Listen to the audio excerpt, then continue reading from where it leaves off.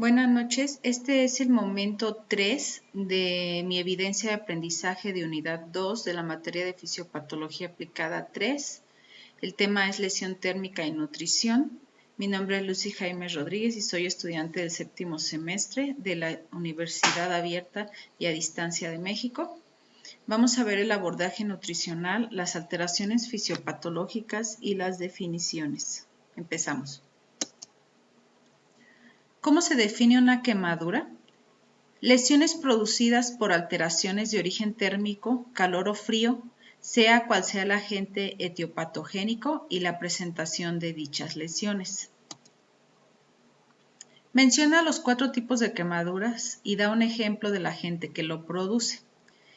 Existen quemaduras térmicas, que son causadas por líquidos calientes, fuego directo, gases inflamables, frío o congelación. Eléctricas, que son por la electricidad atmosférica industrial, las químicas, que se dan por productos químicos como ácidos, bases o gases, las radiactivas, que se dan por medio de los rayos solares, la radiación ultravioleta y la energía atómica. ¿Cuál es el criterio de gravedad de un paciente quemado según el porcentaje de superficie corporal quemada?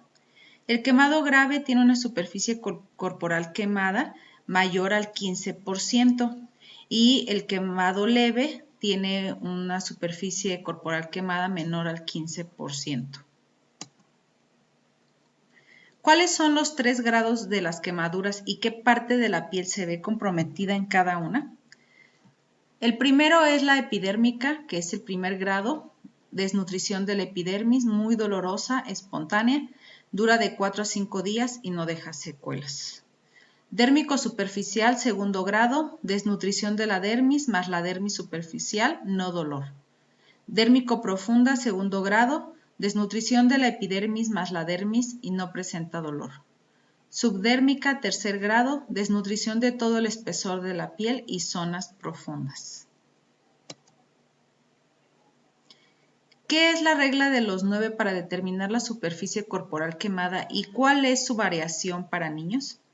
La regla de los 9 de Guayase es un método que se utiliza para calcular la extensión cutánea quemada en un paciente. Consiste en dividir la superficie del cuerpo en áreas equivalentes al 9% de la superficie corporal total quemada o por múltiplos de 9.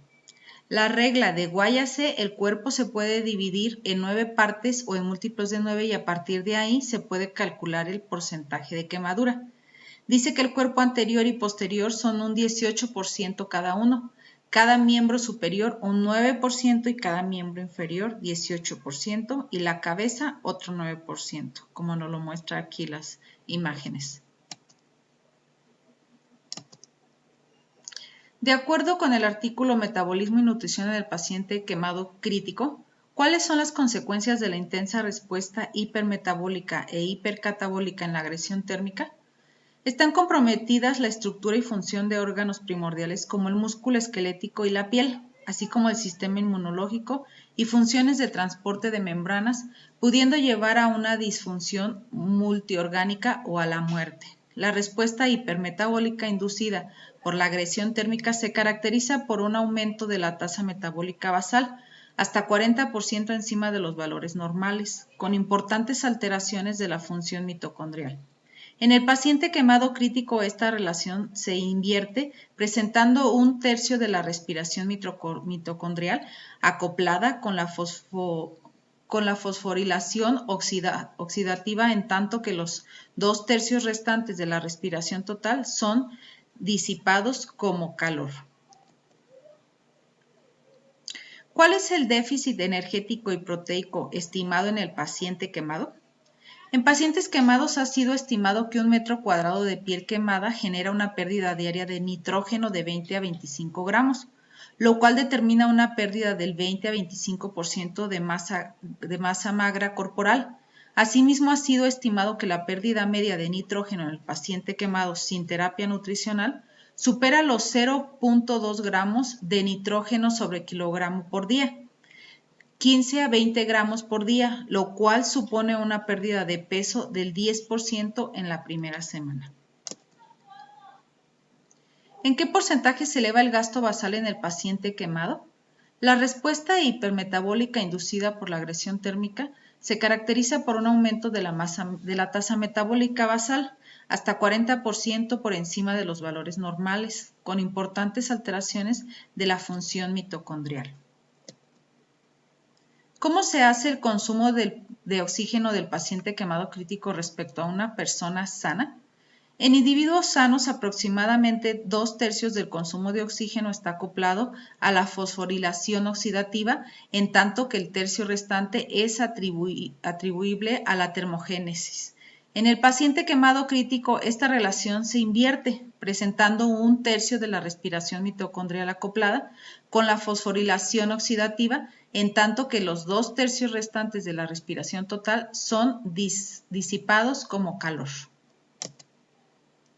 ¿Cuál es la fisiopatología de la hiperglucemia, la hiperlactanemia y de la resistencia a la insulina asociada a la lesión térmica? En la fase precoz, posterior a la quemadura del aumento de la tasa de producción y oxidación de glucosa, así como extracción tisular inadecuada de la misma, generan hiperglucemia e hiperlactatemia. La hiperglucemia, valores arriba de 180 miligramos sobre decilitro, se asocia con resultados clínicos adversos tales como hipercatabolismo, hipermetabolismo, retardo en la curación de las heridas, mayor incidencia de infecciones y mayor mortalidad. La lesión térmica induce estrés sobre el retículo endoplasmático, en piel, tejido adiposo y muscular, fenómeno asociado con resistencia a la insulina. ¿Cuál es el efecto fisiopatológico de la lesión térmica sobre las proteínas? Es una amplificación de la reacción general a la agresión tras el periodo inicial de shock. Aparece una respuesta de estrés metabólico inducida por la liberación masiva de mediadores, junto con una respuesta hormonal exagerada. Esta respuesta de estrés tras la agresión térmica produce un aumento del gasto energético y del catabolismo proteico mayor y más sostenido que en cualquier otra situación de estrés. ¿Cuál es la pérdida de nitrógeno estimada en la lesión térmica? En pacientes quemados ha sido estimado que 1 metro cuadrado de piel quemada genera una pérdida diaria de nitrógeno de 20 a 25 gramos, lo cual determina una pérdida del 20 a 25% de masa magra corporal. Menciona 5 alteraciones fisiopatológicas en el metabolismo de los lípidos. Lipólisis y el aumento de flujo de ácidos grasos hacia el plasma.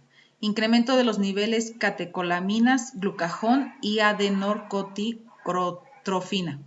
Alteración en el perfil de ácidos grasos más pronunciada entre 7 y 10 postagresión. Incremento de la morbimortalidad por infiltración grasa, en particular el hígado, lo cual se relaciona a la resistencia a la insulina. Aumento de los niveles de glicerol y aumento en las lipoproteínas. Menciona qué micronutrientes se ven alterados en la lesión térmica. Los micronutrientes en particular, la vitamina D3, A, C, E, calcio, zinc, selenio, cobre, cromo, bromo, hierro y yodo. En los últimos años, el estudio de vitamina D ha sido de notable interés en diferentes poblaciones de pacientes críticos. ¿Cuál es la vía de administración nutricional recomendada para el paciente con lesión térmica? La vía enteral es de elección en el paciente quemado crítico. En tal sentido, la American Burn Association y en 2011 la Sociedad Española de Medicina Crítica y Unidades Coronarias y de la Sociedad Española de Nutrición. ¿Qué tan rápido se debe comenzar la nutrición enteral? La nutrición enteral precoz dentro de las primeras 6 a 12 horas es segura y capaz de modular la respuesta hipermetabólica, disminuyendo de manera significativa los niveles catecolaminas, cortisol, glucagón, con un aumento concomitante de la producción de inmunoglobulinas.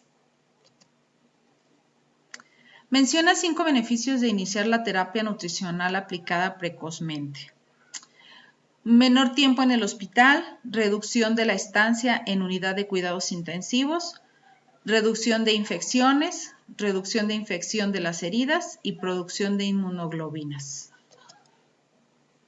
¿Cuáles pueden ser las contraindicaciones en la nutrición enteral y qué se hace en tales casos? En este tipo de pacientes se presenta una disfunción gastrointestinal y el fallo intestinal secundario al desarrollo de hipertensión abdominal y eventualmente da un síndrome compartimental abdominal, por lo que cuando se presenta este tipo de problemas debe optar por la nutrición parental. ¿Cuál es la ecuación adecuada para el cálculo energético del paciente adulto con lesión térmica y cuál para niños? Como podemos ver aquí, la de adultos es la ecuación de Toronto. El resultado se aproxima a calorimetría indirecta. Vemos la fórmula de ecuación de Carlom, ecuación de Harris-Benedict para hombres y para mujeres. En niños es la fórmula de Schofield para niños de 3 años, niños de 3 a 10 años y de 11 a 18 años.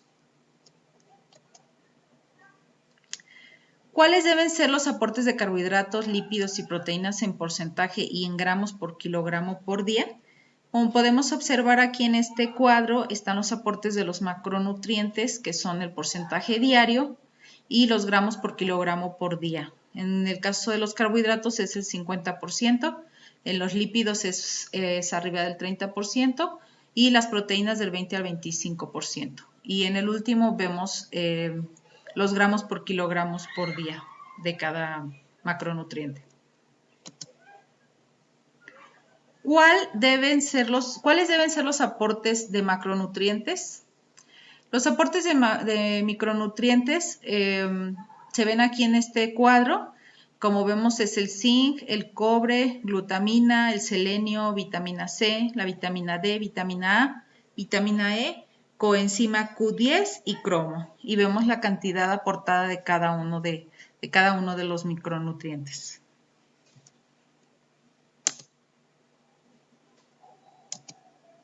Gracias y buenas noches.